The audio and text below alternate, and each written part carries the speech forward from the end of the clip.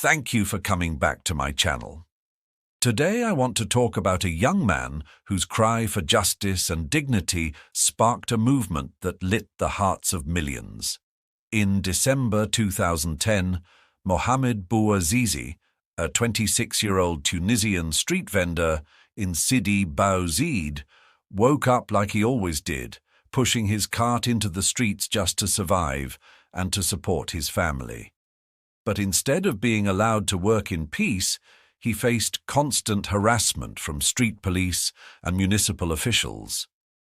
They continuously demanded bribes, insulted him, and on that fateful day, they confiscated his wares and reportedly threw his produce to the ground. For Bouazizi, this was not just the loss of his livelihood, it was the loss of his dignity. He pleaded for justice, but his voice was ignored. In despair, Bouazizi chose an act that would speak louder than words. On December 17, 2010, he set himself on fire in front of a government building, not to harm others, but to protest the corruption and humiliation he endured. His flames became a symbol of resistance, igniting outrage across Tunisia and beyond. What began as one man's cry for dignity became the spark of the Jasmine Revolution and the wider Arab Spring, reminding the world that when ordinary people are denied justice, their struggle can awaken millions.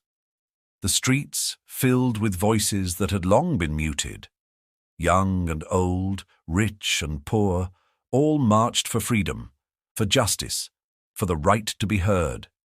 And what began in a small town spread across the nation, then across the region, rippling from Tunisia to Egypt, Libya, Yemen, and beyond. The world had witnessed revolutions before, but this time the spark came from a man who sold fruit by the roadside, a reminder that history does not wait for the powerful.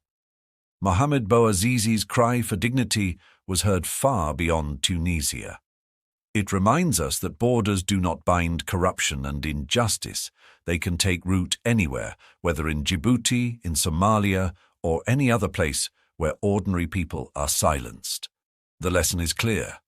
Stand for dignity, stand for humanity, and never stop demanding justice. Thank you for listening. Please subscribe and